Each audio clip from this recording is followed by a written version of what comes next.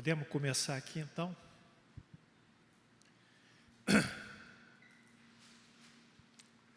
Próximo.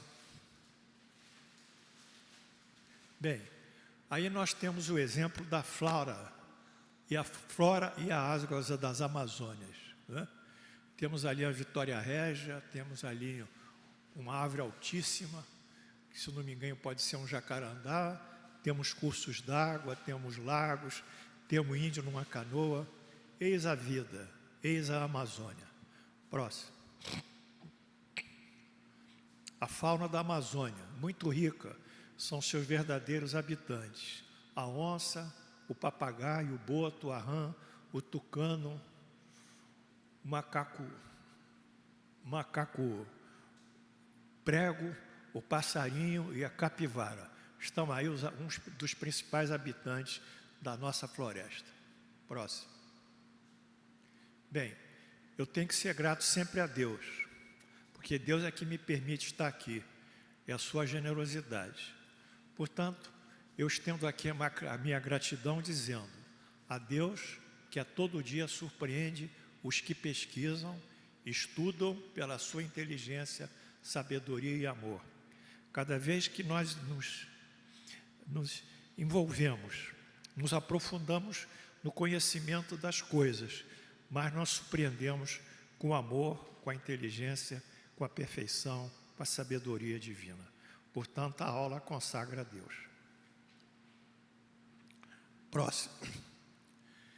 Saúdo também e dedico aos espíritos da natureza, aos bons espíritos e aos espíritos superiores que os comandam. Portanto, saudamos os espíritos que zelam pela natureza, os bons espíritos que têm a bondade e aos espíritos superiores que têm a bondade, a sabedoria e a ciência. Saudamos a todos e aos índios, que são os grandes defensores da nossa selva, da nossa Amazônia, da nossa natureza. Próximo. Bem, então estamos entrando aqui exatamente no nosso ponto, que é o acidente. Um avião, um monomotor, cai na selva fechada, a Amazônia colombiana. Seus passageiros são 3 adultos e 4 crianças. Um piloto, um chefe indígena e a mãe das 4 crianças. As crianças têm 13, 9, 4 anos e um bebê de 11 meses. Surpreendentemente, os 3 adultos morrem e as crianças sobrevivem. Próximo. E aí está a queda do avião. Caiu de bico, destruindo a sua frente e matando os adultos. Próximo. Bem, foi convocada um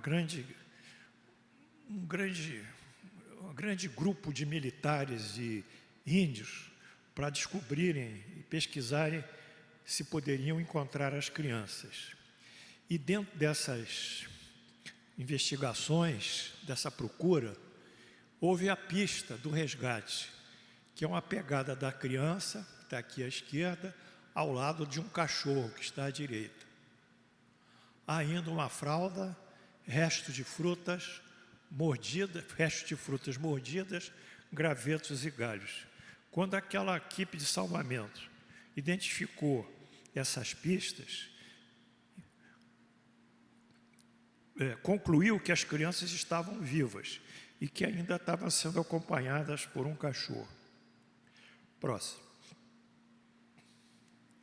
O resgate. Foram militares colombianos e índios que atendem a criança. Essa é a foto. O que também é mais interessante, que a gente tem que dizer, é que as crianças fugiam quando vinham os militares. Por quê? Porque a floresta colombiana, a selva, é ocupada por membros da FARC, que é a Força Revolucionária de Libertação da Colômbia, né? Alguma coisa assim, que são terroristas guerrilheiros. E as crianças pertencem à etnia indígena, Vioto. E essa etnia, às vezes, é ameaçada por esses grupos paramilitares. Então, as crianças fugiam. Essa que é a realidade. Próximo. Bom, sobreviver na selva. Sobreviver na selva é algo, né, Marquinhos, que é quase impossível, quase para um homem branco, né? É quase impossível. Para um indivíduo que não vive na selva e não está adaptado a essa natureza inóspita, a sobrevivência é improvável. Chuva forte, quase diária, calor e ar fazem da selva tropical uma verdadeira estufa, abafa. Árvores altíssimas atingem 60 metros. E mais ainda, agrava a umidade, o bloqueio da evaporação da água no solo pelas folhas das árvores. Fica assim uma estufa. Nessa foto, meus amados alunos e o pessoal amigo aí que está me vendo pelo YouTube, temos uma foto da selva com militares. Essa selva, onde as crianças colombianas caíram e sobreviveram, é tão hostil que já serviu de uma prisão sem muros, quer dizer, colocava os presos nessa região, com ocas ou casas, e eles não tinham que colocar muros, o muro é a própria selva, porque se o indivíduo que está preso foge e vai para a selva, ele vai morrer, mais dia, menos dia. Ele não tem, em quilômetros, qualquer possibilidade de encontrar um núcleo de civilização ou algum povo. Então, foi uma prisão sem muros, veja só. Próximo. Bem, vocês vão perguntar quais são as maiores ameaças que há na selva, não é? O que ameaça a vida? O que é possível? Então, temos aqui, primeiro, as doenças tropicais, doenças próprias dos trópicos. Temos a malária como exemplo e a leishmaniose, que é outro exemplo. Elas são transmitidas por mosquitos da espécie Anopheles, que são os vetores. Esses mosquitos têm, quando fazem a picada, elas injetam o plasmódio, que é um protozoário que vai causar a malária, e injetam um outro micro-organismo que vai causar a leishmaniose, né? Então, são doenças infecciosas e a contaminação é feita pela própria natureza, diria, da selva através dos mosquitos. Segundo, quando cai na selva tem que se hidratar. Não conhece o curso d'água, não sabe o que fazer, né? Então, é outro problema, é a desidratação. Terceiro é quando a pessoa inadvertidamente vai comer os frutos que caíram no chão. Ela não sabe diferenciar qual é o fruto que é sadio, que tem uma condição de se alimentar, e daquele que tem uma toxina. Então, às vezes, não sabe, vai ingerir um produto tóxico. Quarto são os felinos e animais peçonhentos, quer dizer, os felinos são a onça, tem a cobra, que é peçonhenta, tem um escorpião que fica, às vezes, no grotão, assim, no buraco de uma árvore caída. Se o sujeito enfia a mão naquele buraco, ele vai ser ferrado pelo escorpião. Tem as aranhas, enfim. O indivíduo está cercado de insetos e de felinos que o ameaçam a sua vida. A queda de árvore, às vezes o indivíduo está caminhando, a árvore cai, pode matá-lo, né? Quando se construiu a floresta, a Amazônia, a rodovia Brasília, Belém-Brasília, no governo Juscelino, tinha um grande empresário, também construtor, que ali estava, e ele caminhava na floresta, durante a construção, caiu uma árvore e o matou, esmagou. Então, é outro problema também, que a árvore cai em galhos e ameaçam também o indivíduo. E, finalmente, o que é mais triste é a desorientação. Quando ele cai ali, ele não sabe onde é que é o norte, onde é que é o sul, onde é que é o leste, onde é que é o oeste, se caminha para frente, se caminha para trás.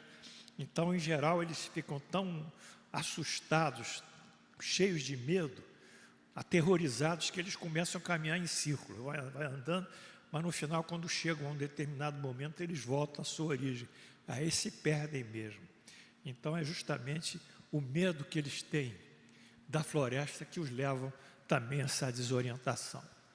Aqui é a foto de um Anopheles espécie, o vetor da malária picando o braço de um indivíduo. Próximo. Bem, o que importa para nós também é saber como o índio vive na natureza, na selva. A selva é o tudo dele, para ele. Lá ele tem a água, tem os animais que caça, tem os frutos, as raízes e as frutas que ele ingere, que ele come, tem a sua subsistência através do extrativismo, do látex, dos couros dos animais, tem as plantas que ele faz tecidos e os cipós que ele faz rede. A selva para ele, meus amados alunos, é a vida para ele. Essa selva traz tudo que é necessário, tem a caça, tem a pesca. Então ele tem uma concepção da selva que é uma segunda casa. Ele tem a casa dele lá na sua tribo, tem a sua oca, que é a casa que ele vive, naquele arraial que eles cortam e vivem. Mas tem a segunda casa, que é a casa da vida deles, que é a selva. Destruir a selva é levar progressivamente à morte do índio. A morte do índio, fora os animais, fora a flora, fora a fauna, fora a própria natureza. Próximo. Aí está uma oca. Eles constroem e vivem nessa oca, né? No pátio. Próximo. Bom, dentro da tribo há uma organização social. Essa organização social é dividida com duas lideranças, o cacique e o pajé. Qualquer grupo coletivo tem que ter líder. Se uma coletividade não tem líder, é uma coletividade anárquica, não caminha, não tem fim. Cada um zela por si próprio, sem um interesse comum. Então, é uma coletividade fadada à desagregação pela própria anarquia. Mas a coletividade indígena, ela tem duas lideranças. A primeira liderança é o pajé. Aí está a foto de um pajé da etnia Chavante. Aqui, está vendo? Com seu cocar, sob o pescoço uma corda amarrando, parece dois chumaços de 2 pedaços de pedra. Tudo isso tem uma representação. Cada cor da pele, cada cor de pena significa, tem um nível de importância para eles e um simbolismo. Esse cacique tem como funções dirigir e comandar a tribo no que afeta seus costumes, seus hábitos, seus juízos de valor. Então ele comanda a tribo, ele dirige essa tribo. Dirige, é o comandante. Aplica regras à tribo. A tribo tem os seus princípios, suas regras de comportamento, regras religiosas. Se o indivíduo transgride essa regra de comportamento, ele sofre penalização. Como toda a coletividade, aquele que transgride as leis daquela sociedade, ele tem que ser excluído. Isso não acontece conosco aqui no Brasil, porque não se entendeu que um elemento que prejudica a sociedade e permanece prejudicando, ou às vezes é preso e depois libertado, ele continuará prejudicando a sociedade. Ele é uma espécie de tumor social. Ele tem que ser excluído da sociedade através de uma prisão, até dar sinais que ele quer se recuperar. Mas aqui inverteu-se essas leis. Mas entre os indígenas isso não é possível. Tem que respeitar as leis, senão haverá punição. E ainda ele organiza as caçadas, define as guerras e resolve os conflitos. Portanto, o nosso pajé, o nosso cacique, é a verdadeira liderança civil. Há uma outra liderança, próxima, que é a liderança do pajé. Ora, os índios estão sempre em interlocução com os espíritos da floresta, com os espíritos tutelares da tribo, com seus ancestrais. que são espíritos que eles se comunicam.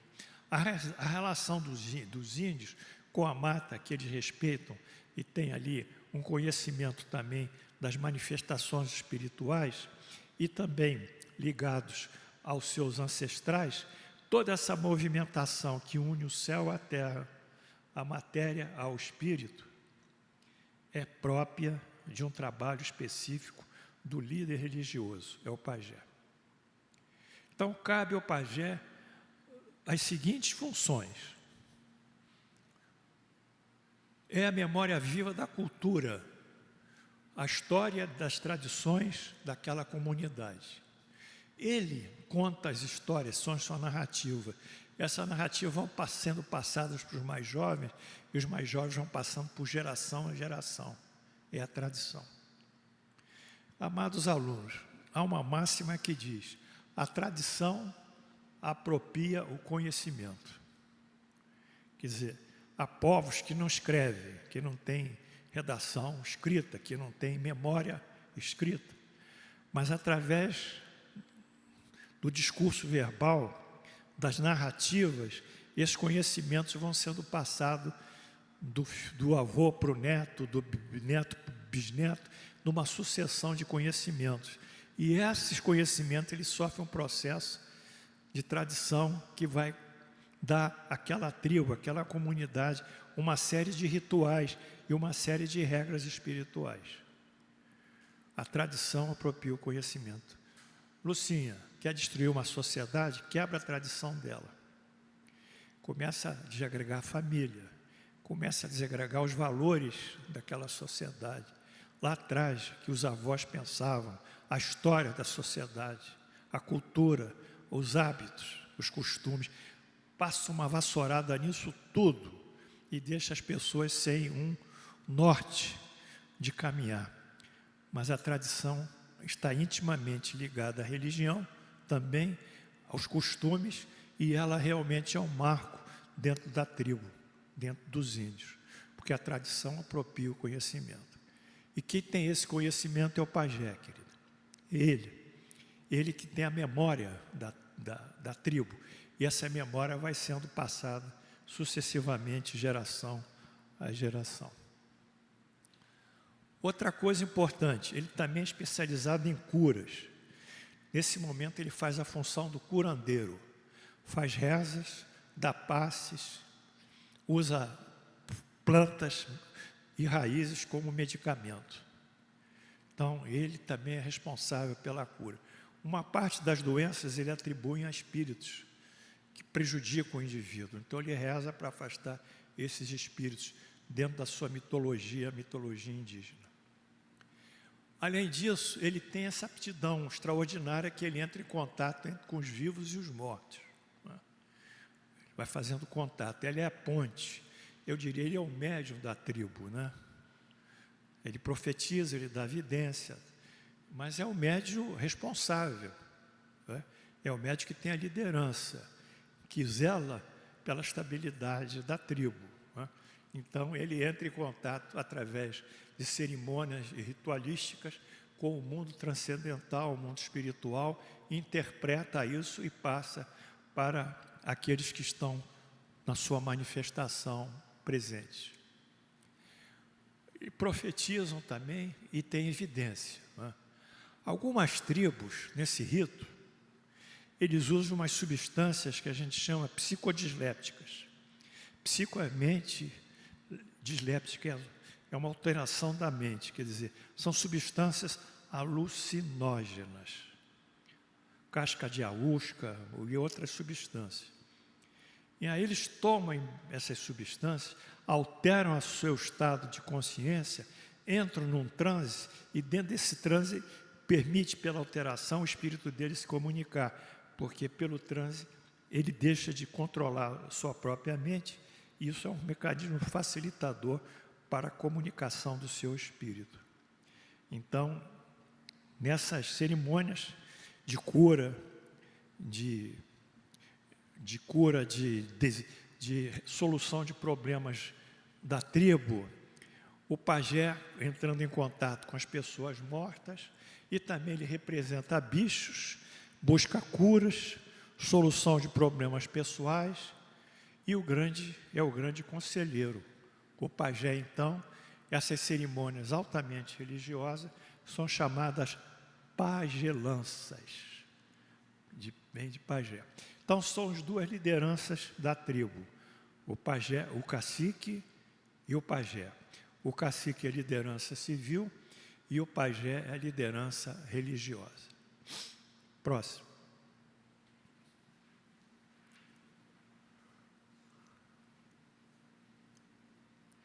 Bem, a floresta amazônica é a maior biodiversidade do nosso planeta, vocês sabem? O que é biodiversidade? Bio é vida, diversidade de vida. São espécies de plantas, animais, seres vivos, que são em número ainda incontável de plantas. Nós não sabemos quantas espécies de plantas há na Amazônia. Essa diversidade também de animais e de seres vivos, portanto, é biodiversidade. A Amazônia é o lugar em que há o maior número de indivíduos vegetais e indivíduos animais. É a biodiversidade amazônica. Bio é vida, está aqui. Na Amazônia, nós temos, então, os seres que ali vivem. São micro-organismos, primeiro, debaixo da terra. Por exemplo, as bactérias nitrogenadas, elas são anaeróbicas, elas não precisam de oxigênio para gerar calor, gerar caloria. Elas usam o nitrogênio da terra. Então, são as bactérias e os micro-organismos que vivem naquela região. Temos também os animais, que são os seres vivos, e os vegetais. Portanto, esses três seres que nós vimos, micro-organismos, vegetais e animais, são chamados bióticos, de vida bio. Mas a selva não é só os seres bióticos, ao que nós chamamos também os não vivos, propriamente dito, mas que influenciam toda a vida naquele meio ambiente. É o regime de chuva, são as águas, são as terras, a insolação, a temperatura, o ar e todo o meio ambiente que há, as cachoeiras, montanhas. Então, essa geografia ambiental consolida a relação dos bióticos com esses que não são seres vivos, com os abióticos. É dessa interação bióticos e abióticos, hein, Marquinhos, que se forma o quê? O ecossistema. O ecossistema é um sistema de vida fechado, harmônico, equilibrado, em que há uma relação dos seres vivos, bióticos, com os seres abióticos, com todo o clima e toda a geografia daquela região. A Amazônia é um grande ecossistema, tá? Um grande ecossistema, porque essa aula também é para valorizar a Amazônia, valorizar a selva. A interação estável, equilibrada, autossuficiente entre os seres bióticos e abióticos forma, então, o que se chama ecossistema. Eco vem de grego, oikos, casa. Oikos é casa em grego. Então, é a casa da natureza. Tá certo, querido? A Amazônia é a casa da natureza. Ela abriga os seres que ali vivem. Próximo. Nessa lâmina aqui, nós vemos aqui uma porção de seres vivos, animais, plantas e micro-organismos. Está ali a onça pintada, está ali um jaguarzinho, está ali uns papagaios, enfim. E atrás também está a queda de água, toda a manifestação geográfica e a manifestação dos seres vivos. Aí é o meio ambiente, cursos d'água, temperatura, ar, insolação, etc, etc.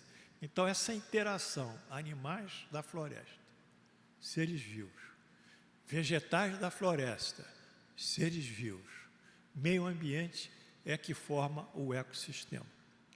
Mas o ecossistema é um sistema, como eu disse, equilibrado. estável, autossuficiente. Ele em si mesmo, ele vive por si próprio, na troca de energia das plantas, dos animais. Nós vamos ver. Quando o homem entra nesse ecossistema, e não o índio, e devasta a floresta, ele quebra essa relação. Aí ele vai, com a queda de árvores, os passarinhos não vão poder mais ter um abrigo, as aves, os macacos não vão poder mais comer frutas e jogar as sementes no chão para semear outras aves, outra vegetação. É a morte. A devastação na floresta, eu quero que você me ouça, é a morte dos seres vivos, a morte dos vegetais, a morte dos animais e, por extensão, a morte do seu habitante privilegiado, que é o índio, que vai ser privado da sua própria subsistência que ele encontra na floresta. Próximo. Aqui tem duas fotos da floresta amazônica, a de cima, vocês vejam aí como é que ela está fechada, né? Nem às vezes a luz do sol penetra, tamanho é a conexão entre as flores, as folhas, as copas das árvores, e ali é um curso de um rio, caminhando e irrigando a floresta. Aqui embaixo também é um lago que se formou dentro da floresta. Então, são dois aspectos desse bioma. O bioma são a vegetação amazônica, o bioma fala da vegetação, é o bioma amazônico e embaixo também um rio. Então, eu queria que vocês me acompanhassem e vibrassem em amor, porque nós não temos de destruir, de depredar, de derrubar, para fazer o que? Uma mesa com jacarandá, que uma mesa assim? Não dá, isso acabou. Essa madeira aqui fica lá. E hoje temos produtos sintéticos também que substituem a madeira. Quer dizer, essa noção de destruição da mata, sem a contrapartida da sua regeneração e sem a contrapartida da preservação da vida, é algo criminoso. Eu repeti, é um crime. Não vou dizer que é um crime ambiental, mais do que um crime ambiental, é um crime contra a vida. Nós não temos o direito de matar ninguém, nem os bichos e muito menos as plantas. Nós temos que preservar a vida. Essa é uma das funções mais importantes de nossas na Terra, preservar a vida e, se possível, uma vida sadia e rígida. Próximo. Bem, eu disse que o ecossistema, ele é equilibrado, ele é harmônico e ele é autossuficiente, que ele se basta a si mesmo. Como isso processa aqui? Se processa através da cadeia alimentar. Qual é a função da cadeia alimentar? É manter um número estável dos indivíduos de cada espécie. Então, numa cadeia alimentar, eu tenho que ter um número X de sapos, tenho que ter um número X de gafanhotos, tenho que ter um número X de cobras, e tem que ter um número X de gaviões ou águias. Né? Então, esse equilíbrio da população é que um predador vai ter a sua vítima, mas esse mecanismo do predador é para estabilizar a população de cada espécie. Entende, Lucinha? Vamos ver o que acontece aqui. Aqui é uma cadeia alimentar. Olha aqui. Aí, pessoal, o sol lá em cima é a fonte de energia. Sol é a fonte de energia. O sol atua sobre a folha, produz a fotossíntese gera CO2, gera água e gera oxigênio, né? E na fotossíntese se forma o tecido da planta, o tecido vegetal. Então a fotossíntese é o mecanismo que o calor recebido do sol se transforma numa folha, num tecido vegetal. Aqui é a folha. O gafanhoto vai e come a folha. A gente chama consumidor primário, mas isso não interessa. O gafanhoto vai e se alimenta da folha. O sapo se alimenta do gafanhoto. A cobra se alimenta do sapo. E a águia ali se alimenta da cobra. Então você vê que nessa cadeia aqui, ó, há um trânsito de quê? De energia calórica, que a folha tem consumida, gera caloria no gafanhoto, o gafanhoto consumido gera caloria no sapo, o sapo consumido gera caloria na cobra e a cobra gera na águia. Então, o que acontece? Se eu vou numa floresta, olha só, meus alunos, se eu destruo essa planta aqui,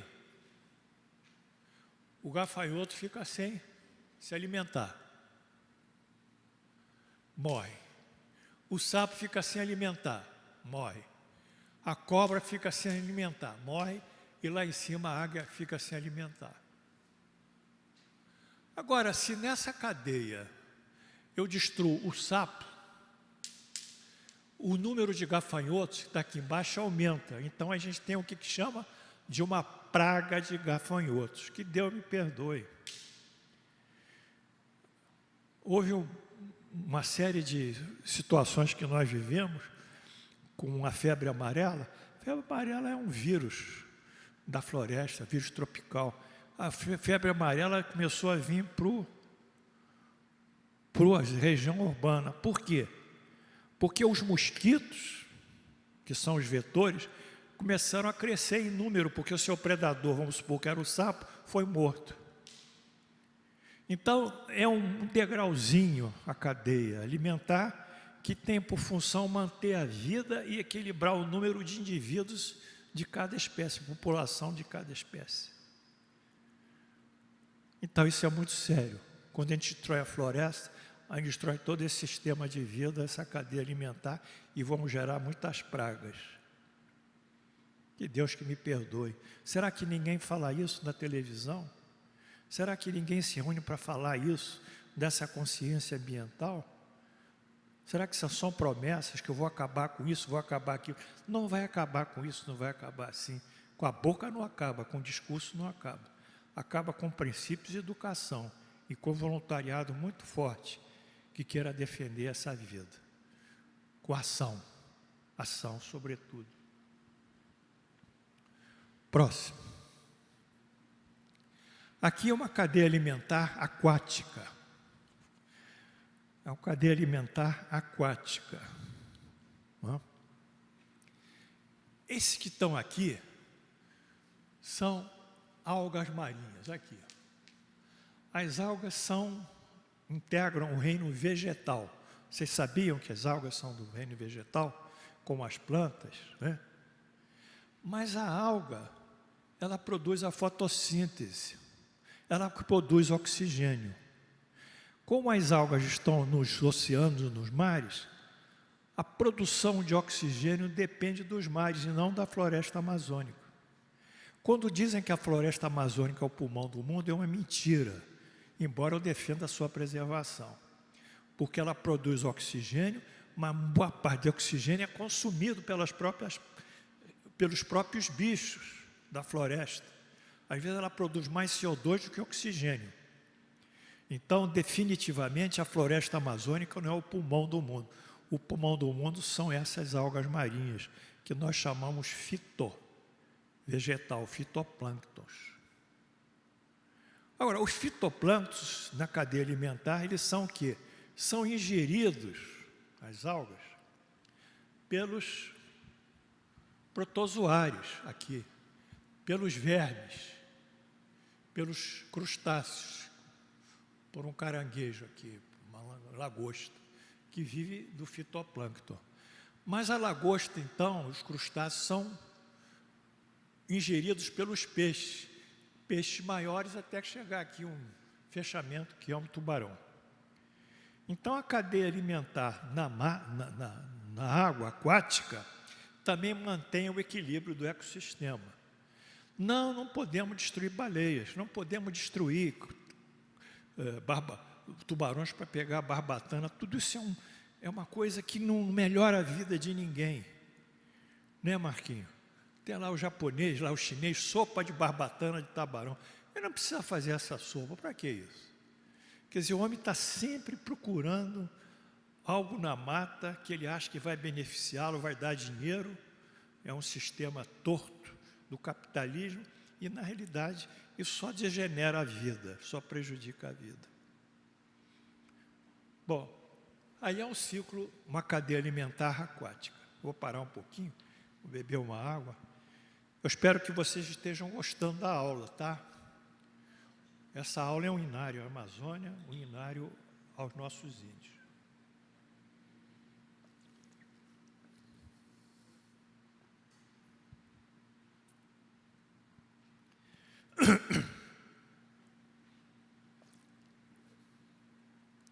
Próximo.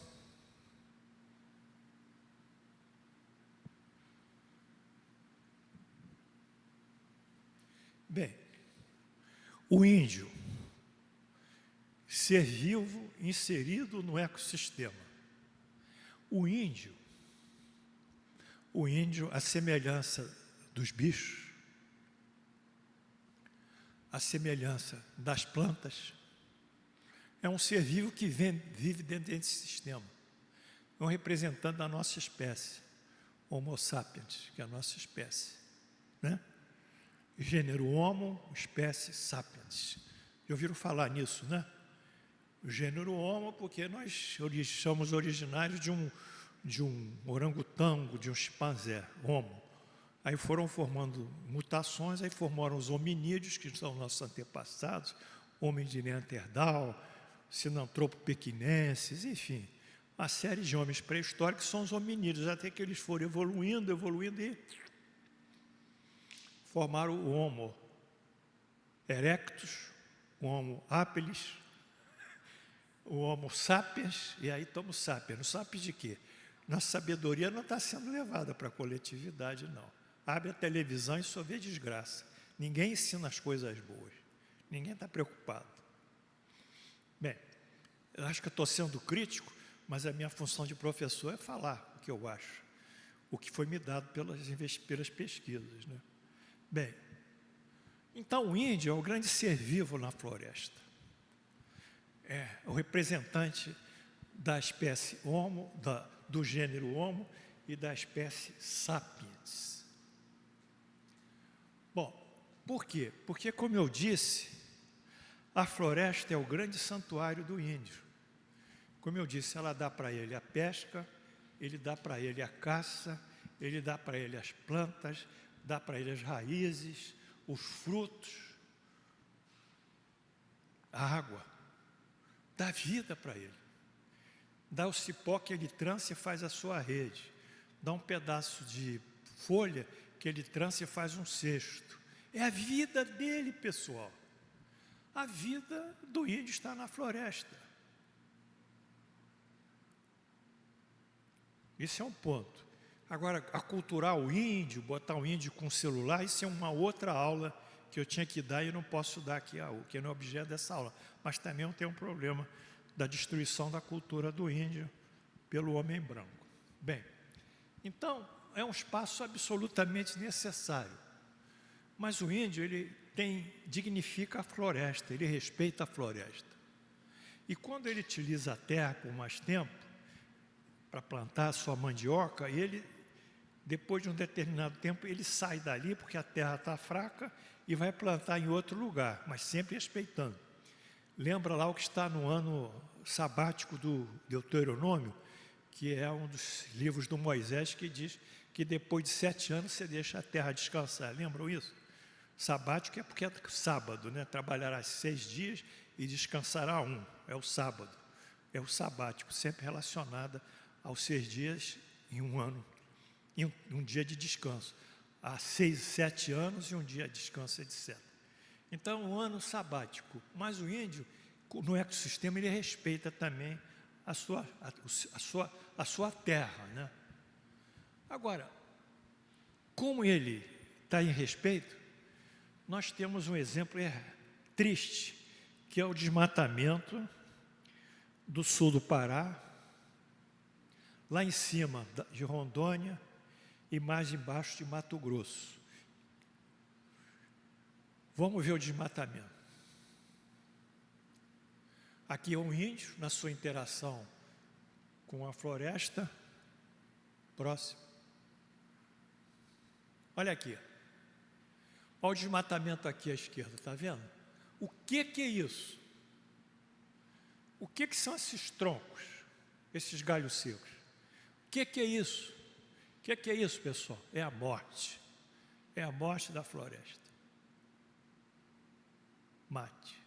Mato Grosso, sul do Pará e Rondônia, fora outros lugares. É a morte da floresta. Aqui à direita tem a floresta como era antes, a floresta intocada pelo homem dito civilizado. Próximo. Então, veja só o que acontece. Aqui em cima, ó, tem um desmatamento, tá? Tá vendo? E ali uma região de floresta. Aqui embaixo outra foto, o desmatamento e ali a floresta. Essa região de floresta que foi mantida é a reserva indígena. Quer dizer, o homem foi destruído, mas chegou no limite da reserva indígena e parou, porque aquilo é do índio, ele não pode destruir. Então aí ó, há duas realidades, a realidade da destruição e a realidade da preservação da floresta. O homem branco destrói, o índio preserva. Ali, e ali está o limite entre um e outro. Próximo. Bom, agora nós vamos, depois de toda essa elegia, essa declaração de amor à natureza que eu fiz, com assistência dos meus mentores espirituais, posso dizer que aqui hoje na nossa sala tem alguns índios também, para quem tiver evidência vai vendo eles com cocá, que estão aqui comparecendo à aula e se rejubilando com alguém que se preocupa com as suas tribos, né? As suas verdades. Mas vamos voltar então àquelas crianças índias, né? Essas crianças aqui que sobreviveram são da etnia Vioto. Etnia Vioto vem de etnos. Etnos é raça, tá? O conceito hoje de etnia é a raça, é a cultura, é a língua, são os hábitos e costumes. Então, o índio tem uma etnia, quer dizer, esse índio Vioto, ele tem seus costumes, seu hábito, sua língua. No Brasil, a gente calcula que há mais ou menos 200 etnias, com línguas diferentes, que o Brasil só fala português é mentira. Tem etnias, como estamos vendo aqui, do Alto Solimões, que é da tribo das meninas, das crianças, tem os Chavantes, tem os Yanomamis, cada um com seus hábitos, os Guaranis. Então, nós temos 200 etnias. Esse é o conceito de etnia. O conceito de raça não existe mais. Isso foi modificado por uma resolução da Unesco, que é a Organizações Unidas para a Educação, acho que foi em 1990, acabaram com o termo de raça. Hoje é etnia, porque raça negra, não tem raça negra, tem etnia. Por quê? Porque na África, quantas etnias negras nós temos? Todos são negros, mas são tribos diferentes, com hábitos diferentes, até que se guerreiam entre si. Então acabou com essa história de raça. Racismo é um termo que a gente tinha que foge do que a Unesco propôs, eu tenho que dizer isso. Tinha que dar um nome melhor, né? Enfim, mas a vida continua. Então, aí essas crianças, Solene Mukutui, a Leslie Mukutui, que era maiorzinha, 13 anos, a Solen, 9 anos, o menino tinha 4 anos e o bebê, Christian, 11 meses. Esses aí são sobreviventes da queda do avião. O mais velho com 13 anos e o mais novo com 11 mesmo, pode? Os adultos morreram. A mãe, o piloto e o líder indígena que estava lá. Pode? Levanta a mão. Pode, Marquinhos? Pode, claro que pode. Espiritismo pode. O Espiritismo vai explicar, vai entender isso. Então, essas crianças são de etnia Vioto, do Alto Solimões. Como nós vimos, vivem da caça, pesca, frutas, raízes, extrativismo, etc. Então, aí são dessa tribo, etnia Vioto. Lá em cima, Alto Solimões, já é na Colômbia, tá? Já é na Colômbia. O Solimões vai descendo, quando se funde com o Rio Negro, forma que rio? Confluência do Rio Negro com o Solimões. Alguém pode me dizer que eu me esqueci? Esqueceram o Amazonas. Ao encontro das águas. É bonito porque a densidade dos Solimões, a temperatura, ela vai correndo assim, e quando encontra aqui o Rio Negro, eles vão correndo assim, lado a lado, as duas águas diferentes, até que a temperatura iguala e eles, depois de quilômetros, então, formam o Amazonas. O Amazonas só depois do Rio Negro. Que coisa incrível, né? Vamos lá. Próximo. Bom, por que essas crianças, o que essas crianças têm diferente? Primeiro é a competência delas, fisiológica, orgânica, imunológica e genética, tá?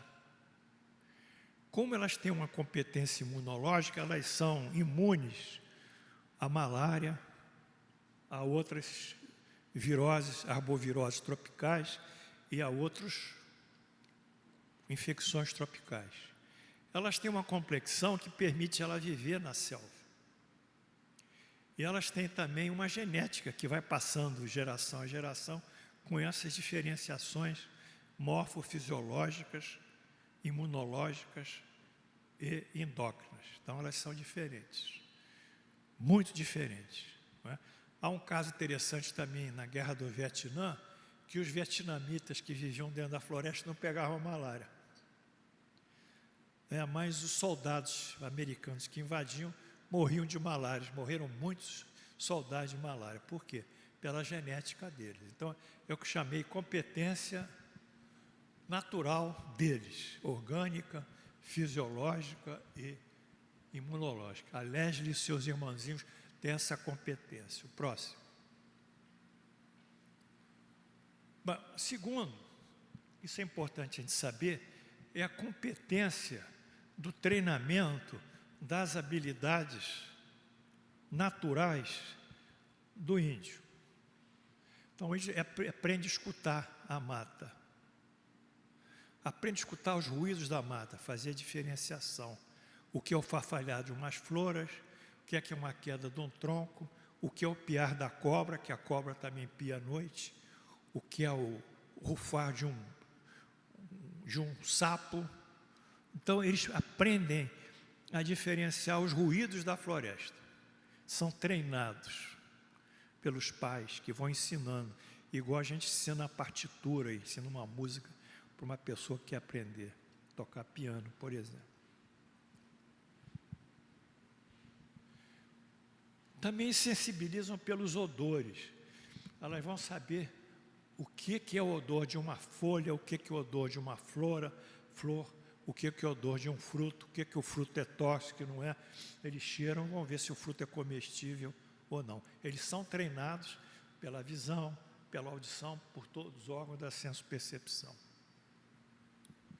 Desenvolvem uma visão aguçada, podem perceber os eventos à distância, até a movimentação dos macacos nos galhos e das onças passando embaixo. E pelo tato também vem a rugosidade dos cipós, né? A rugosidade das cascas de árvore. Eles vão sendo treinados para isso. E, sobretudo, eles aprendem a ficar em silêncio.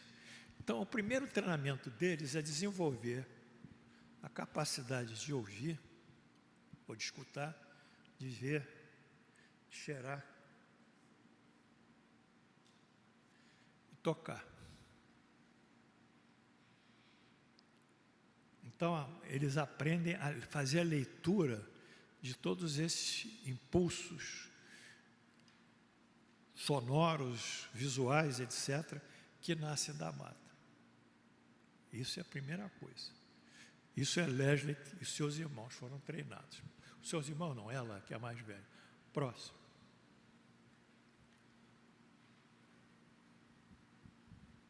Eles têm uma educação ambiental também, quer dizer, eles entendem que a floresta deve ser preservada. E aí ensinam a confeccionar instrumentos, bordões, arcos, flechas, pelo meio ambiente. Essa foto aqui, ó, é uma mãe ensinando o filho, pegou uma folha de palmeira e está tecendo aqui, ó, formando um cesto, vai fazer um cesto aqui, olha o filhinho aqui, vendo a mãe fazer esse artesanato, vamos dizer, né? Próximo. A caçada, aqui é uma foto da volta da caçada, né? Também é outra habilidade que eles desenvolvem, porque eles precisam aprender a pescar e precisam aprender a caçar. É a sobrevivência. Próximo. Agora, há um outro lado, além desse, da senso-percepção, das habilidades, do relacionamento com a floresta, há uma outra habilidade que é o lado místico, espiritual, e que se remonta à ancestralidade religiosa.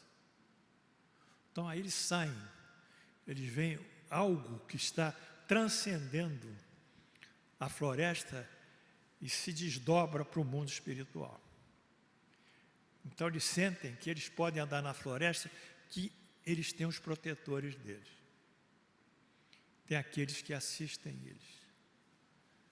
Então, nessa mística deles, espiritual, eles vão se relacionar com os espíritos tutelares da tribo, os protetores e, sobretudo, em tempos de guerra e de falta de alimentos, escassez, eles fazem rituais para poder modificar o quadro de vida deles. Então, nessa mística deles, eles têm a evocação dos espíritos, tem a apresentação dos jovens à sociedade, o jovem ele fica isolado quando ele chega a 13 anos e vai se tornar um adulto, corresponde ao bar mitzvah dos judeus. Os judeus têm uma cerimônia que a criança, ao completar 13 anos, ela é inserida na sociedade, não é? Enfim, é uma cerimônia de iniciação à sociedade. Quando as meninas menstruam, elas já podem, então, conceber. Então, elas vão para uma fase em que elas vão se tornar mulher, é outra cerimônia. Curas, rezas, magias, as cerimônias de casamento e o encaminhamento dos mortos para o mundo espiritual. Eis algumas das relações dele com o mundo espiritual, comunicação com os espíritos e esses ritos aqui que consagram essa relação. Próximo. Bom, aqui vocês vão ver, meus alunos, a cerimônia de casamento. Lá em cima aqui, tem uma noiva e o noivo, no primeiro vídeo, primeira lâmina, né? Embaixo, os noivos e abriam um círculo para que eles fiquem no meio do círculo. A cerimônia de casamento é outro ato de sobrevivência da tribo. Porque se eles não casam, os indivíduos vão ficar cada vez menos numerosos. O número de índios vai diminuir gradualmente. Então eles têm que casar para terem filhos e sobreviverem. Vou repetir, tem que casar para terem filhos e sobreviverem. E o casamento anuncia o breve nascimento de um outro membro da filha, daqui a um tempo, quando a noiva ficar grávida. É um respeito. Respeito à natureza, respeito à tribo, respeito à sobrevivência. É o casamento. Próximo. Cada centímetro da selva tem a sua força espiritual. O índio não se assusta com a trilha da onça, que a gente chama corredor, e nem se assusta com a passagem da sucuri. Ele respeita a sucuri e respeita a onça, mas ele não se assusta, ele não tem medo, porque quando a gente vibra em medo, o bicho se torna agressivo, mas se olha firme para ele, nos olhos dele, ele não vai te atacar, vai ser difícil. Então, ele respeita a floresta, não sente medo, porque ele acredita que na selva existem seres que o protegem, mesmo em frente a uma onça. E a selva, para eles, não é só a biodiversidade, é um reservatório de energias milenares. Ali naquela mata tem os seus antepassados, tem os bichos, tem a sua realidade espiritual também. Próximo. Bem, espero que vocês estejam gostando, tá? Já deu 1 hora a aula, a gente vai andar mais uns 20 minutos. Vou beber uma aguinha que eu estou ficando cansado.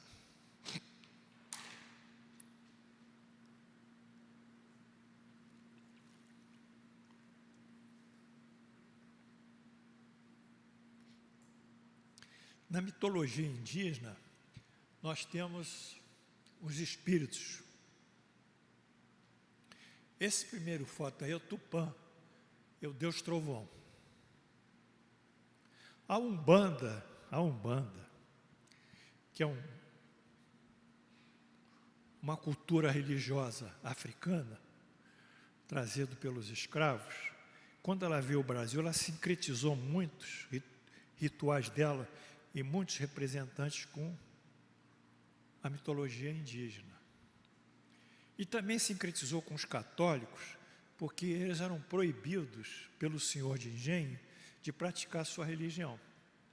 Então eles colocavam um busto lá, flechado, e dizia São Sebastião. Mas não é, por trás de São Sebastião era o espírito que eles cultivavam. Então esse sincretismo religioso africano, indígena e católico formou uma Umbanda. É por isso que a gente vê aí São Sebastião, etc., né, daí, que é o Oxóssi deles, né? Na realidade é o Oxóssi da Umbanda. Então vamos lá. Voltamos lá, por favor, querido. Esse é o Tupã. O próximo, esse Tupã aqui corresponde na mitologia, eu acredito que na Umbanda corresponde a Oxalá, que seria Jesus, né? Oxalá, meu pai, é Saravá Oxalá. Próximo. Guaraci, o deus do sol. Próximo.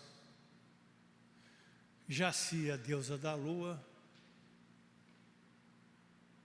Anhangá, o deus do submundo, que é o inferno deles, né?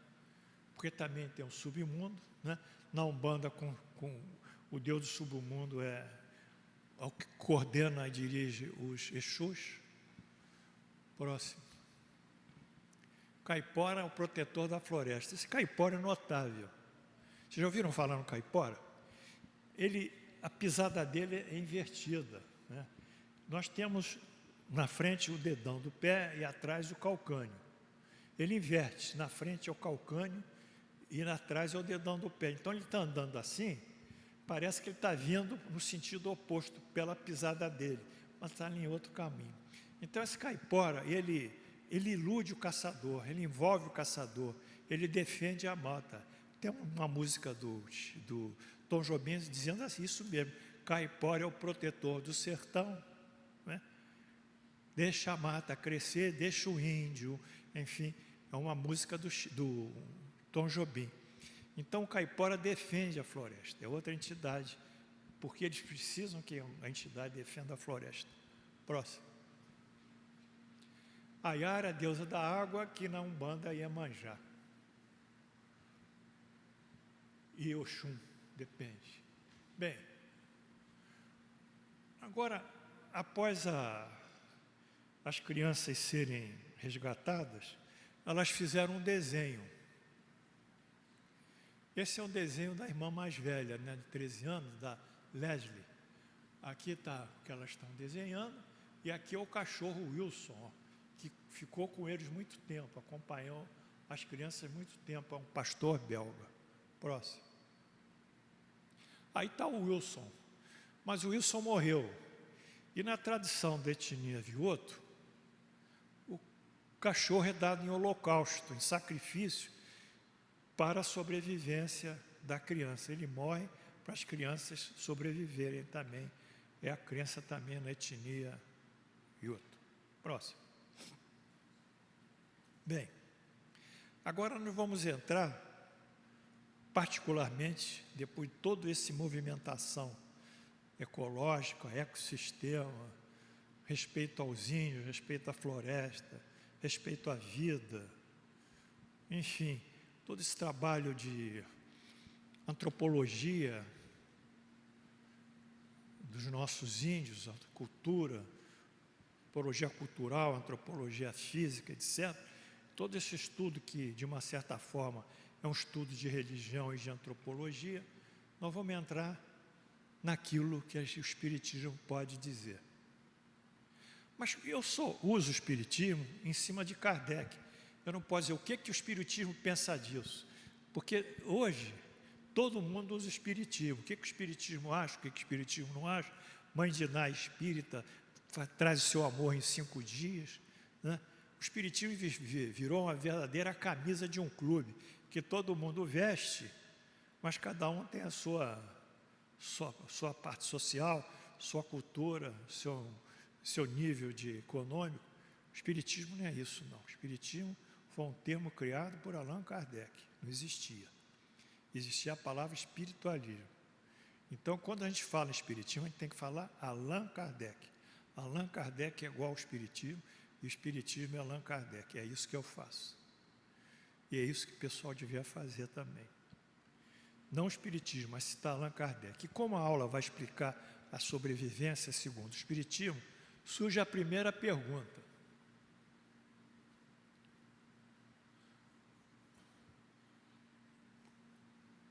Por que não morreu uma criança sequer? Porque, em contrapartida, todos os 3 adultos morreram. Por quê? Por que isso? É? Não, não é só foi isso, não. O Espiritismo vai explicar mais. Isso é uma explicação muito simplista. Cada um tem a sua hora. Eu acho que é muito simplista. Mas por que cada um tem a sua hora?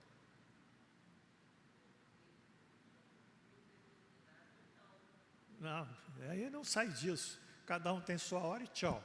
Não, é mais do que isso. Vamos lá. Hein?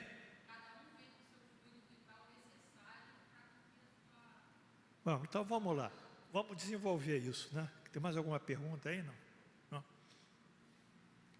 Allan Kardec, Livro dos Espíritos, pergunta 738, A e B. Por que nos flagelos tanto sucumbe homens de bem como os perversos? Flagelos são acidentes mais ligados à natureza, mas aqui isso pode ser incluído também na queda do avião. Quer a morte aconteça por meio de um flagelo, quer ela se dê por uma causa comum, ninguém escapa da morte quando a hora chega. Tá? Agora a gente tem que explicar por que ninguém escapa da morte. Senão eu não sou professor. Se não explicar, eu vou ficar só nisso e tchau. Não é assim. A gente tem que explicar. Próximo. Aqui um guarde. A morte é pré-estabelecida. Aqui tem os anos de vida, na ordenada e na abscissa tem a data da morte. Aí vai subindo, quando faz 35 anos morre no dia 1º de julho de 2021. Esse é um gráfico de uma vida e a data da morte dela. Próximo. Bem, a primeira coisa que nós temos que entender é que essas crianças sofreram a influência mental dos espíritos tutelares da tribo Vioto, dos espíritos da floresta e dos seus anjos de guarda. elas não estavam sozinhas. Elas tinham entidades atuando sobre elas. Aí a gente vai começar por que elas sobreviveram. Vamos lá. Sobre a velha, a mais velha, a entidade atuava sobre a velha, a menina mais velha, a Leslie. Próximo. Está a imagem. Vamos começar a entender melhor essa situação.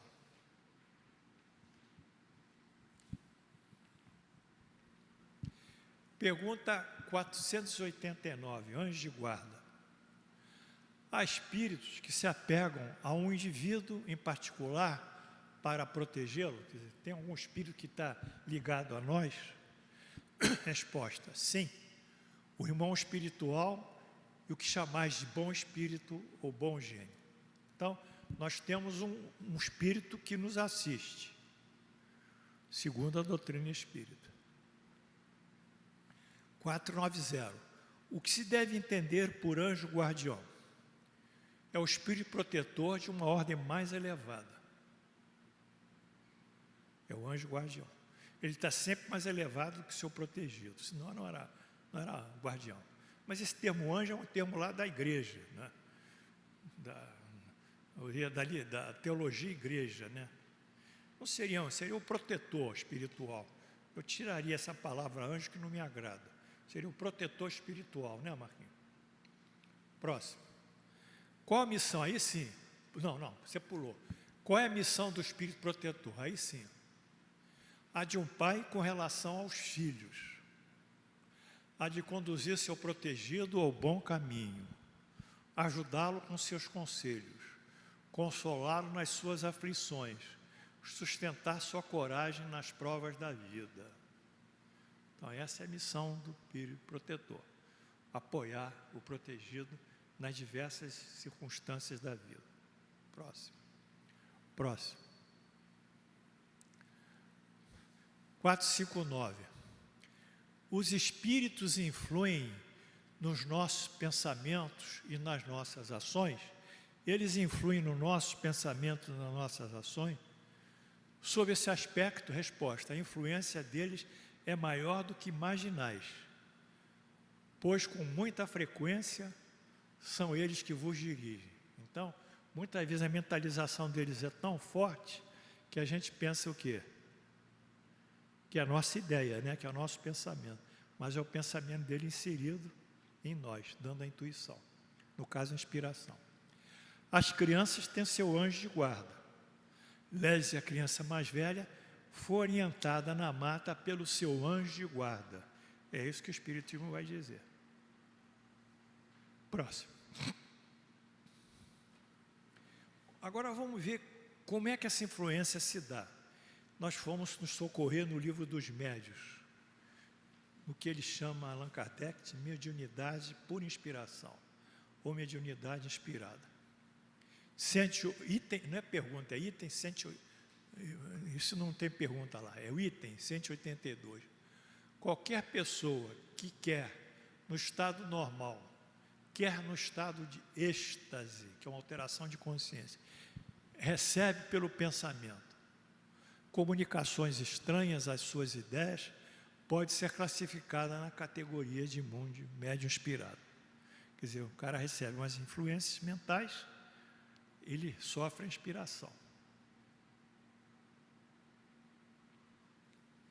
A menina mais velha, Leslie, provavelmente sofreu orientação dos seu anjo de guarda, dos espíritos tutelares da tribo e dos espíritos da floresta. No caso da mediunidade inspirada, a pessoa recebe uma ideia. E como aparece na sua mente, a pessoa vai tomar aquela ideia como sua. Leslie recebia ideias como se movimentar na floresta, guardar os seus irmãos e sobreviver, enfim.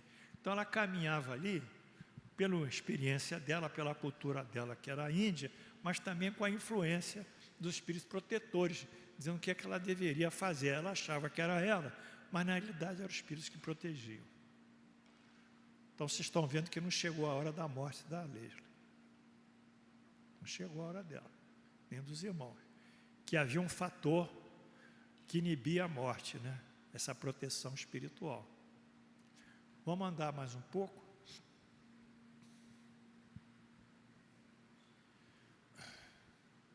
Próximo. Bem, nós estamos chegando ao fim. Agora, esse fim vai responder porque morre ou não morre. Por que morre na hora certa e não morre na hora e não morre? Porque a pessoa morre ou não morre. Eu vou repetir, porque eles viveram e não morreram. É mais que dizer só aquela hora. Porque essa aquela hora não diz nada. Diz aquela hora, tá, mas por que foi aquela hora e não foi a outra hora? Não é isso? Por que não foi no dia 21 e foi no dia 20? Não é? Por quê? O que traz disso? E essa conclusão explica. Eu espero que vocês possam aprender muito comigo nesse momento, porque isso é muito importante para a nossa vida pessoal e para a nossa aplicação da nossa vida dentro da doutrina espírita. Eu abro com uma citação de Mateus. Mateus 18, capítulo 18, versículo 18. Em verdade vos digo que tudo que ligardes na terra terá sido ligado nos céus, e tudo que desligardes na terra terá sido desligado nos céus. Ou seja, é a prevalência do mundo espiritual sobre o mundo material. Tudo que eu ligo na terra já foi ligado nos céus. Tudo que eu desligo na terra já foi desligado nos céus. Quem é que comanda? É o mundo espiritual. Dentro de uma linha que segue as leis divinas, a inteligência divina. Bem, vamos à conclusão. Vocês estão preparados aí? Ninguém dormiu ao me aguentar esse tempo todo? Já são 11h20. Eu espero que vocês agora abracem esse conhecimento que é muito importante para vocês. Isso aqui não é autoajuda, não. Isso aqui é filosofia espírita. É uma coisa inteligente, baseada no raciocínio lógico e numa doutrina teórico-conceitual. É alguma coisa mais além do que dizer, faz aquilo, não faz aquilo, você não pode fazer porque vai sofrer. É muito mais do que pode e não pode. É a raiz do não poder e o poder. É a raiz do morrer e não morrer. Vamos lá. Cada um, inexoravelmente, tem o seu dia de desencarnação. Isso é inexorável. Nem antes, nem depois. A não ser em situações especialíssimas que fogem à regra. A determinada encarnação que é estabelecida por um dia, mas a gente pode viver mais, é que o Chico Xavier chama, André Luiz chama de moratória. Quer dizer, ele tinha que morrer, mas tinha algumas coisas importantes ainda no mundo que não estavam planejadas e deram mais um ano de vida para ele. Chama-se moratória, mas isso não é o comum, isso é uma exceção. Para que a desencarnação ocorra, deve concorrer um encadeamento de eventos, tá? De eventos. Numa sucessão lógica e inteligente desses eventos. Era um processo. Por exemplo, acendeu o fósforo. Início da queima de palha num galpão. O galpão incendeia, o incêndio da casa do galpão passa para casa, o incêndio é geral. Tudo por um pequeno acender de um fósforozinho. Tudo no encadeamento de fatores lógicos e inteligentes, no sentido de seguir uma sequência que vai, no final, queimar a casa toda. Outro exemplo que não está aí, que eu gosto de dar sempre. O indivíduo tem que ir para o trabalho. Aí pega um ônibus, naquela hora. Aí salta do ônibus, olha no relógio, estou atrasado. Então eu vou seguir por um outro caminho. Aí espera o sinal abrir, atravessa a rua, vai por um outro caminho, tenta encurtar um outro lado, vai andando, de repente, aos 20 minutos que ele deixou o ônibus a pé, 21 e 3 segundos, 24 segundos, passa debaixo de uma marquise. A marquise cai. Ele morre. Que cronologia é essa fantástica que ponteou, que assinalou minuto a minuto a necessidade dos eventos até ele morrer? Que cronologia é essa, pessoal? A cronologia da morte. São os eventos. Mas assim como a cronologia da morte, que leva os eventos até morrer, existe a cronologia da luta contra a morte, que é a antítese da morte. Vocês estão entendendo? As coisas não são assim só, porque chegou a data dele. Tá bom, chegou a data, mas como isso se deu? Esse aqui, a marquise caiu aos 10 minutos e 30 segundos da manhã do dia tal de tal. Muito bem. As conexões lógicas inteligentes chegam-se ao término. No caso do galpão, a destruição do galpão e da destruição da casa. Pronto. Próximo.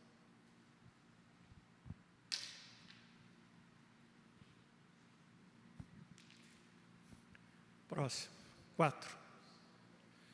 Leslie e seus irmãozinhos seguem a lógica da sobrevivência. A sobrevivência afasta o momento da morte. Leslie e seus irmãos, pessoal aí que está me vendo no canal, não podem morrer. É isso que a doutrina diz. Não podem morrer.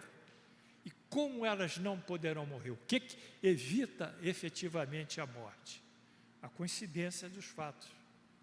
Primeiro, eles têm uma genética, uma morfologia, uma fisiologia e imunologia rigorosamente adaptados à vida da selva. A selva não ameaça a saúde deles, nem os bichos, nem os felinos, nem o mosquito. Segundo, eles estão aculturalizados à selva, conhecem os hábitos e costumes e têm a selva como algo que fosse a sua própria casa, sabe se movimentar na selva. Segundo. Terceiro, elas têm, mediante esse conhecimento, essa cultura, uma psicologia muito firme e resiliente. Um estado mental de absoluta confiança e ausência de medo. Uma das coisas que acontece quando o homem branco cai na selva é o medo. Está aterrorizado. Elas não têm medo. Elas não têm medo. É o fator psicológico. A gente está vendo um fator físico, morfológico, imunológico, genético, etc. Um fator da cultura e um fator extremamente psicológico e religioso. E tem a religião, sim, é o conhecimento da existência de anjos, espíritos protetores, ancestrais que estão ali, que ela sabe que estão se movimentando com ela. Então, são esses aspectos inerentes à própria criança. Essas influências todas dos espíritos, da cultura sobre a cultura, os hábitos dela, elas são sinérgicas, elas atuam de uma forma em que uma fortalece a outra, como se fosse um grande vetor. As 4 crianças sobrevivem, não por milagre, que é uma concepção da igreja. Aliás, o Espiritismo ele rechaça fortemente o termo milagre. Milagre é miraculoso, do latim. Tem um livro do Allan Kardec, chamado A Gênese, cujo subtítulo é Os Milagres e as Predições segundo o Espiritismo. Nesse livro ele desfaz o termo milagres e coloca o milagre como são leis espirituais que o homem ainda não conhece a sua dinâmica, o seu processamento, e por isso, por ignorância, ele chama de milagre. O índio não aceita isso. Esse termo milagre é utilizado pela igreja, segundo o índio que comentou lá, o Alex Rufino, que é de uma tribo indígena. Nós não aceitamos milagre, isso aqui não existe, isso aqui foi a introdução de um catolicismo radical em cima da gente, dogmático, que nos converteu, nos batizou, nos disseram que eu não podia andar nu na selva, nos inchou de pecados, mudou o nosso nome, para o nome indígena, para o nome civil. Que é isso? Que é isso? Não tem nada a ver. Não há milagre, há uma sucessão de fatos inteligentes.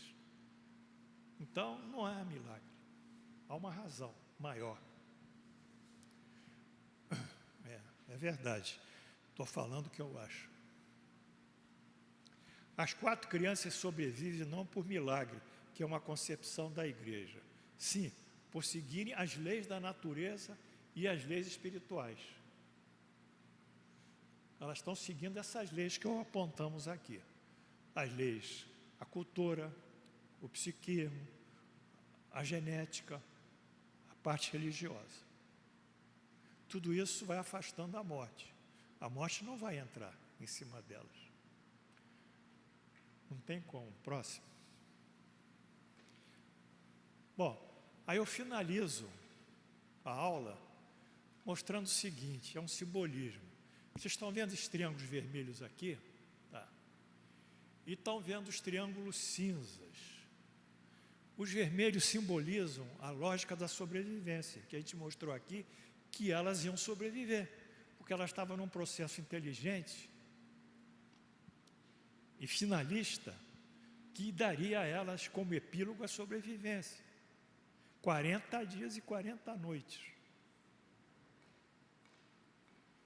Não eram para morrer, porque a morte estava impedida por esses mecanismos que nós vimos aqui. Se tivesse que morrer, não teria esse mecanismo sustentando elas. Mas elas eram indígenas, elas tinham que viver. E dá um exemplo para o mundo, só que o mundo não entendeu isso ainda. O mundo não entendeu, os jornalistas não entenderam a verdadeira grandeza de tudo isso. Mas essa é que é a grandeza. Então, nesse esquema, os triângulos vermelhos simbolizam a lógica da sobrevivência, aqui, e os cinzentos da morte. Mas esses pequenininhos aqui, que é sobrevivência, cultura, religião, genética, psicologia resiliente, eles vão se somar e vão fazer esse maior aqui na sua área. Esse é o grande triângulo da sobrevivência. Esse aqui seriam os que buscariam a morte, que foram asfixiados pela força da sobrevivência. Bem, nós terminamos a aula. Eu espero que vocês tenham entendido do fundo do coração.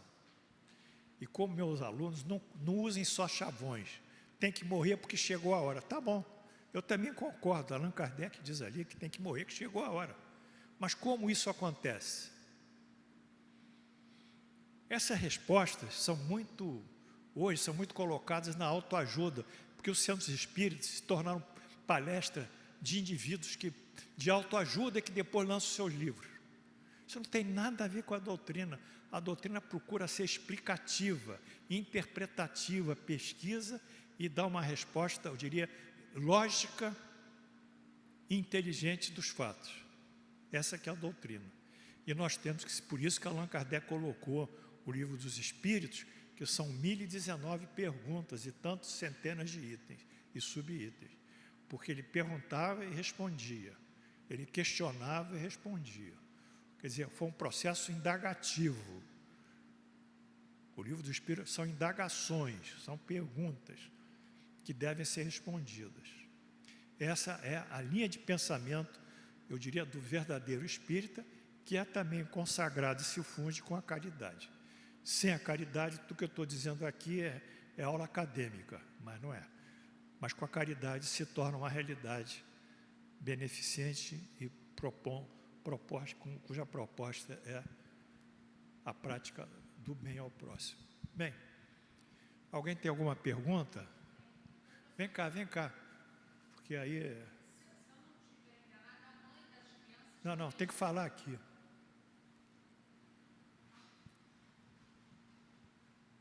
Dá o seu nome lá para os meninos lá. Ana Lúcia. Ana Lúcia está aqui, vai, segura aí. Seguro.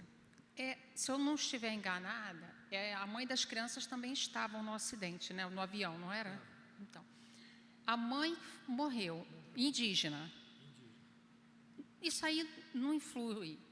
O fluido vital, que eu havia perguntado ao senhor, ali que eu falei naquele momento, porque assim, ela também tinha aquela cultura, ela também era espiritualizada na mesma cultura, tanto que ela que passou, né, para os filhos.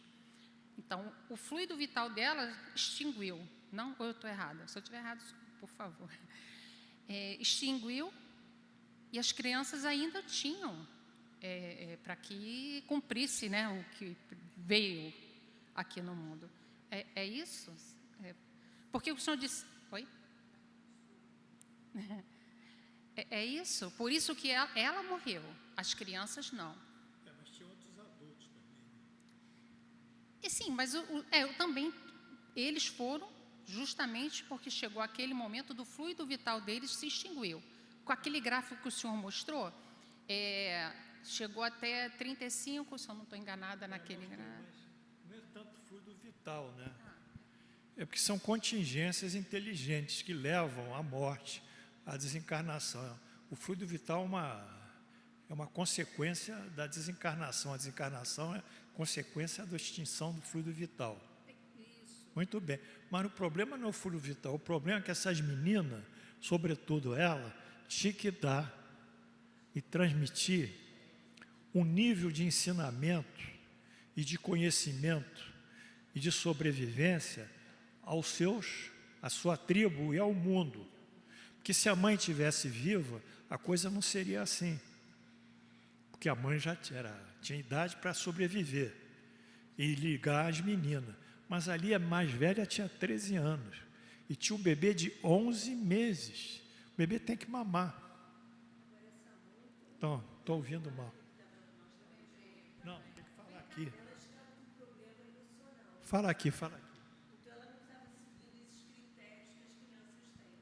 Não, não é só problema emocional, não é problema emocional. Aqui ela estava designada para deixar como herança essa experiência das crianças. Não é o problema emocional que vai matá-la, não. É muito pouco problema emocional. Pode não, agradece aqui. Saúde pessoal. Bom dia, muito obrigada pela oportunidade, professor. Obrigado, Ana Lúcia. Então, não é só isso, não. É muito mais. É uma conjunção de fatores. É como eu disse, o cara perdeu o ônibus, foi caminhar a pé para o trabalho, resolveu seguir uma rua que chegaria mais rápido ao trabalho, passou debaixo de uma marquise, às 10 horas, 3 minutos, 15 segundos, a marquise cai na cabeça dele. Ainda esperou o sinal abrir, não é? Ainda esperou o carro passar. Essa cronologia, cujo epílogo, o finalismo é a desencarnação dele, é uma cronologia sinalizada por efeitos inteligentes, numa sequência lógica e finalista, cujo finalismo é a desencarnação. Não há como seguir, porque as leis de Deus são lógicas. Deus não vai falar alguma coisa, morreu porque foi castigado. Não é, não tem nada. O espírito não tem culpa, não tem castigo, só tem regeneração e superação das nossas imperfeições pelo sofrimento, às vezes pela expiação. Mas mesmo a expiação é visto como um fato pedagógico no Espiritismo. Não tem nada a ver com cruz, não tem nada a ver com sacrifício. O Espiritismo é todo progressista. Se eu estou passando por isso, isso aí é necessário para meu aperfeiçoamento. Mas não é porque eu errei, porque Deus não vai castigar ninguém. Ele vai dar a linha de educação espiritual para cada um, e às vezes a doença tem um caráter pedagógico. Bem, nós estamos terminando. Eu espero que vocês tenham gostado, né? E eu espero que, sinceramente, o Espiritismo tenha explicado o porquê da sobrevivência das 4 crianças quando seu avião caiu na selva colombiana.